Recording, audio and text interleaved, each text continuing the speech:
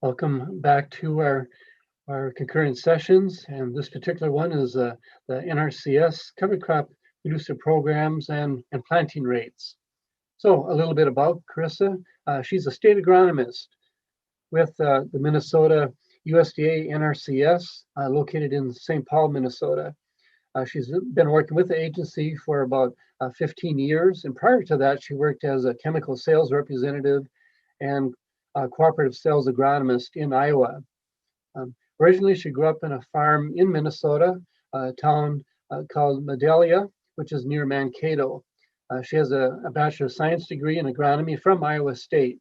And so currently she has responsibility for many areas, including over 20 practice standards, including cover crops, conservation cover, residue management and no-till, various management practices, including nutrient and pest management. And then she also works with the NRCS erosion tools and soil health practices. Very pleased with the information she works with, and we'll look forward to hearing about how these many opportunities or programs in NRCS might help folks as they plan their cover crops as part of their farming system. Hi, my name is Carissa Spencer, and I am the state agronomist with the United States Department of Agriculture, or USDA, Natural Resources Conservation Service, or otherwise known as NRCS. Ted Almy, the North Dakota state agronomist, and I were asked to speak to you on practice standards and programs that are offered with NRCS. We decided to focus more on cover crops and during our 30-minute presentation. Unfortunately, Ted was unable to join me today, but he was able to help me pull together the presentation. We'd also like to thank the organizers for giving NRCS the opportunity to speak at this event. I wanted to give you a little bit of an overview. We're going to focus today on the cover crop practice standard, how it was developed, where to find guidance documents within NRCS's system, and then differences between North Dakota and Minnesota. We'll also follow those same parameters when we're talking about payment schedules. And then the end, we'll focus a little bit more on soil health and what are the suite of practices that can be used to increase your adoption or uses in soil health. Planting cover crops. So I want to give you a little bit more of what we do for planning and how it can and should be tailored to the client and how they plan to use cover crops across their operation. Take into a few of the considerations when you are planning with a producer. Determine their goals and objectives of the client. Identify potential resource concerns or limitations that they may have on each field. You don't really want to lump their whole operation under one umbrella. You really want to, in the terms of cover crops, you really want to look at it similar to how you would their cash crops. What is unique in each of those fields that might determine the success of those cover crops? With the client, develop the cover crop seed mix that fits your rotation and the purpose. You want to look at, herbicide interactions, establishment timing. Is there disease and insect pressure that you should be looking at? You also, as a planner, want to be aware of the Risk Management Agency, or RMA, NRCS cover crop termination guidelines when it's in terms of crop insurance. Even though in the 2018 Farm Bill, cover crops are now part of the best management practices, you still want to look at cover crop termination guidelines as a roadmap for what should happen with termination.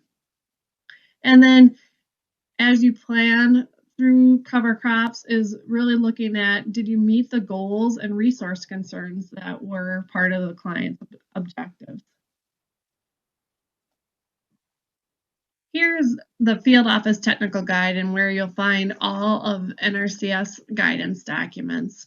In section 1, you'll find the agronomy tech notes. You'll find state laws, payment schedules. In section 2 will be the soils information and cultural resources. In section 3, you'll find conservation activity plans, or CAPs, and resource concern documents. Section 4 is everything with the practice standards. And then section 5 is the physical effects and economic data. The screenshots that you're seeing now on the screen are of the cover crop information that's located in section 4. North Dakota has 4 documents, Minnesota has 8. On the screens, you'll see that CPS is cover crop practice standard, the conservation practice standard for cover crop. The SOW is the statement of work that kind of gives you the checklist of everything that should be done in certain phases of the planning, so your design, implementation, and checkout. And then Minnesota has implementation requirements. That's also kind of a checklist of what has been applied to the land. Then you have a practice overview, which can be used as a fact sheet with the producer. Then North Dakota has the practice specifications. Minnesota has agronomy tech note. That's kind of our guidance, kind of the issues of what you should be looking for with cover crops and how you would do seeding, termination, kind of all things that revolve around cover crops. Then other cover crop 2020 and the copy of the cover crop design tool between them is the cover crop workbook that we will talk about shortly. Minnesota also put the termination guidelines from the crop insurance that we just talked about, and then we also have a network effect diagram as well in this section. So talk a little bit more about the cover crop workbook. This will be where you really will see everything come together when you're implementing or designing what mixtures that the producer will do. It was originally developed by TED in 2006. As new information becomes available, full seeding rates have been adjusted to manage and seed expenses and maximize the benefits. NRCS encourages or welcomes comments on all practice standards and related specifications or agronomy tech notes in order to meet new opportunities and incorporate innovative technologies that arise. So we're always looking for recommendations that employees with clients, conservation partners, producers, retail agronomists, and university extension have and will be considered, but may or may not be adopted depending on how that information is received or looked at. But we definitely welcome as much information that you can give. Cover crop mixes and planning have considerable flexibility depending on the purpose of the cover crop and the client's goals and objectives. So we always want to make that the first and foremost thought process when dealing with cover crops. And then something at the bottom of the slide to be aware of and kind of the differences between the states is NRCS in North Dakota, their workbook calculates based on bulk seeding rates, and Minnesota's is based on pure live seed. So something to keep in mind when you're going through and working with different states. What are their parameters? Because they might change in between the two states as well. So giving you an idea of what the cover crop design worksheet looks like, this is North Dakota's. And you see that you've got your grower information along the top. You've got a lot of the resource concerns or the purposes that the grower might want to look at when developing their mixes. And then at the bottom, you've got the planned cover crop mixture. And you'd be able to pick out species, seeding rates, how many acres, percent of the mixture. And then you've got your tabs down below. You've got instructions, the workbook itself, table 1, to help you make some more decisions, and then photos that you can upload into it. Talk a little bit more about Table 1. It's where your common species and properties are located. And how this was developed is we use a variety of resources. And you can see the resources that Ted chose here, what he used in North Dakota, and it mirrors a lot of what I used in Minnesota as well. We both used managing cover crops profitably, the cover crop chart done by the Agricultural Research Service, or ARS, in Mandan. USDA has a plants database that we used. I know in Minnesota we relied heavily on the Midwest Cover Crop Council. We have actually a committee that worked to update that we also use to update the standards, and then any SARE publications, any university data, or any peer-reviewed journal articles are also used as additional resources to update our standards and what species, rates, and timing that those cover crops are placed on. Here's an example of what his cover crop Table 1 looks like in North Dakota. Along the top, you'll see headings for the specific properties across the top, kind of the resource concerns. So you got erosion reduction, could it provide supplemental hay, is the seeding rates, the seeding depths, salinity, carbon and nitrogen ratios. And then along the bottom, you've got the definitions for the ratings in the columns. The properties and ratings are intended to provide the user a method to gather species information to better address the identified resource concerns. So just keep that in mind of how it's helping you to develop your seeding mixtures as you go along in your planning process. Minnesota's cover crop design worksheet is similar. We've got the farmer information along the top, or the producer information. We've got the resource concerns. And then we have the same plan cover crop mixture down below. But as you notice, ours is in pure live seed. We also have radial buttons for incorporated versus non-incorporated. And then we have where we put it in design by percentage, and then design in pounds. We also have our tables broken down into seeding rates and characteristics that I'll also show you as well. So Minnesota's Table 1 and Table 2 are a little different than North Dakota. Table 1 lists all the species and their seeding rates based on incorporated and non-incorporated rates. We also have dates depending on the location around the state, and then specifically, are you north or south of Interstate 94? And then Table 2 is performance and benefits by species table.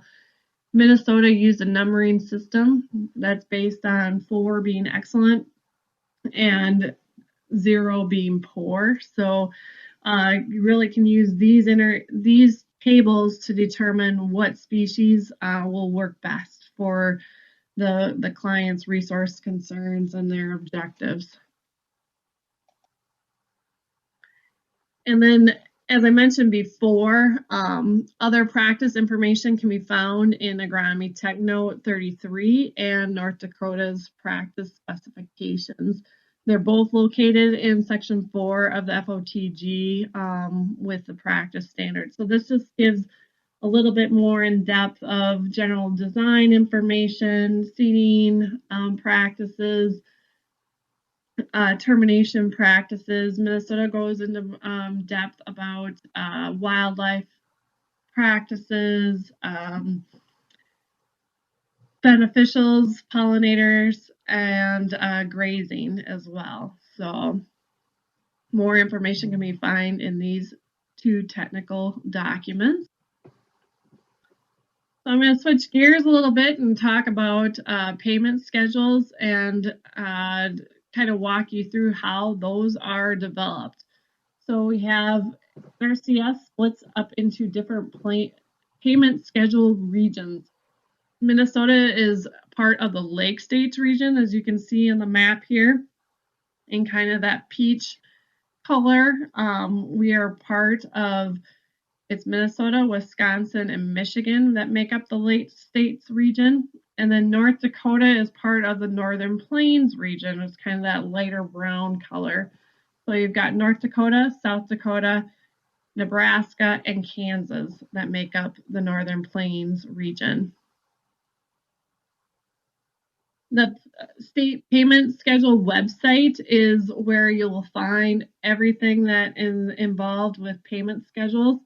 That you can find payment schedules for any of the states or territories in the nation. So here the next slide I'll show you will be screenshots from Minnesota and North Dakota. Here you can see after I clicked on Minnesota or North Dakota, Minnesota is in the upper left-hand corner and North Dakota is in the lower right-hand corner. You'll see payment schedules for the programs that we offer. We've got easements, CSP, which is the Conservation Stewardship Program, EQIP, which is Environmental Qualities Incentives Program, RCPP, which is the Regional Conservation Partnership Program, and practice scenarios. And you'll see more or less depending on what each state has offered. So to dive in a little bit more about practice scenarios, I thought CCAs might be interested in what makes up each of the payment scenarios. Be mindful that the PDF for Minnesota is over 700 pages long, and they are in the order of the practice standard number. So this layout of the document also includes these 700 pages is EQIP comes first and then CSP with their enhancements and their bundles. So keep that in mind when you go into this documents. They can be big. So here's a screenshot of cover crops or 340 cover crops multi-species. It'll show you the scenario name, the description, a before and after situation scenario. It'll give the units and the typical size. And then down below is the cost details. That's where you'll see everything, all the components that make up that scenario. In this example, you can see that there is seed, there's a drill, chemicals, and a chemical application equipment that make up the components of the scenario.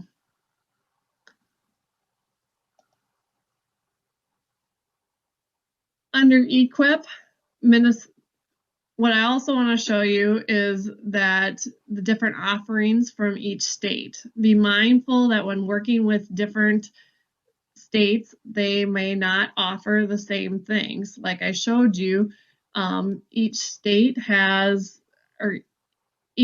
part of a region, and each state determines their own percentage that they offer each scenario for. So the state conservationist sets the percentage rates with input from the State Technical Advisory Committee every year.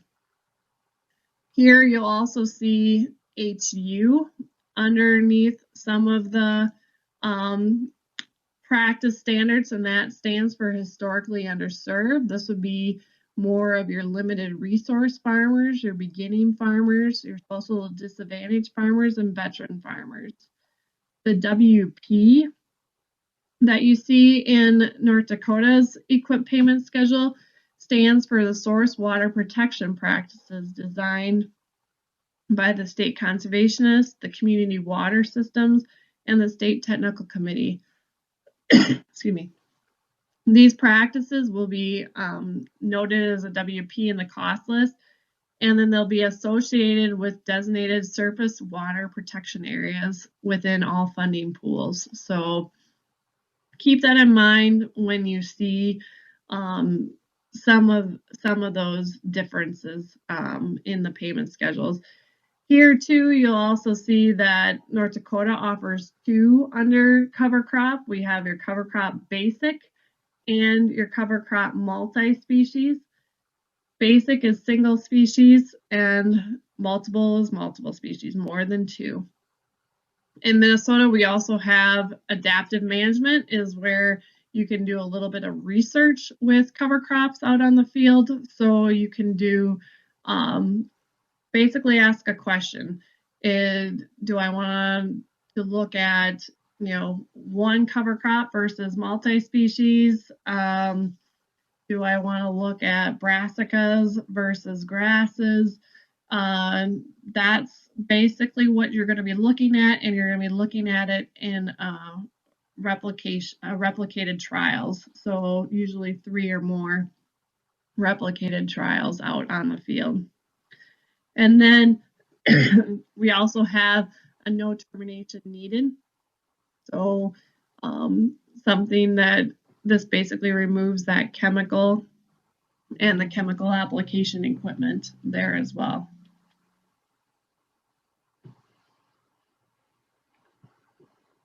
Next, we'll look at CSP. We'll look at the practices. It's usually, if a producer does a practice in CSP, it's usually paid at a reduced rate.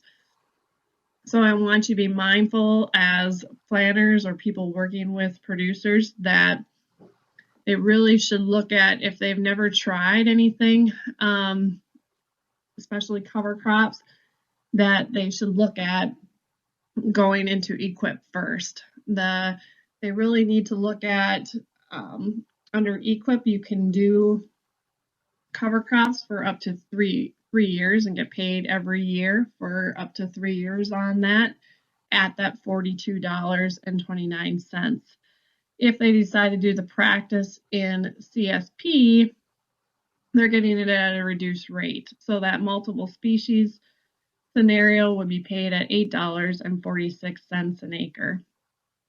What kind of the beauty of the programs is EQIP was supposed to teach you how to do the program, how to look at the practice standard and adopt the practice standard on your land, where CSP is you've already know how to do the practice, you're just enhancing it, and that's where the enhancements come, because they are above and beyond the practice standard. So here within CSP, you've got anywhere from 340A as enhancements up to 340I is how you look at the different enhancements that are offered. And they will encompass a lot of different resource concerns. So depending on what the producer is eligible for or wants to undergo, look for resource concerns, that will be what you choose for enhancement. There's also bundles that producers can look at. They're usually multiple enhancements that make up a bundle.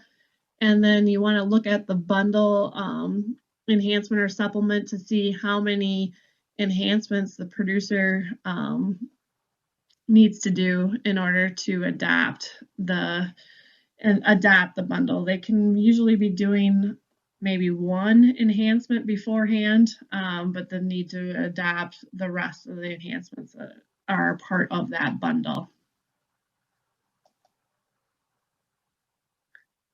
This is just a field guide that I put together for Minnesota that kind of walks through.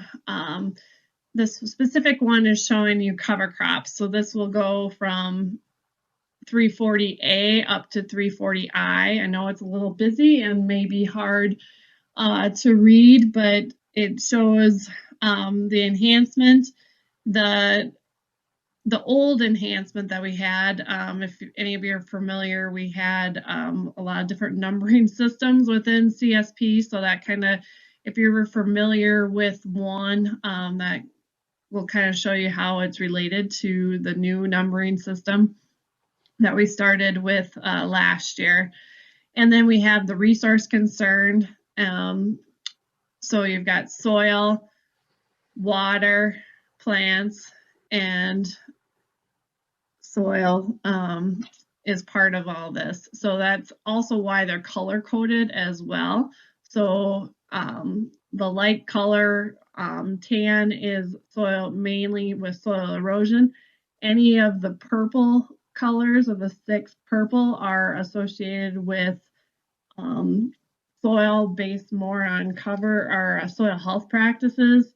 And then water is in blue and plants are in green. Also, part of this is kind of a one-stop shop for this field guide, is show you the cost of each of the enhancements, if there's compatibility issues, and then if there's also a Minnesota supplement that comes along with it. Biggest thing to know about enhancements is that there always is, with agronomy, there always seems to be hooks or hurdles that the producer has to overcome with the enhancements. So they really should talk to our district conservationist to and the field staff in the offices to determine is this something that they're willing to do. This first column here is you have to plant 1 or more species of cover crops. You cannot hay or graze. You cannot, you have to reduce soil erosion below T.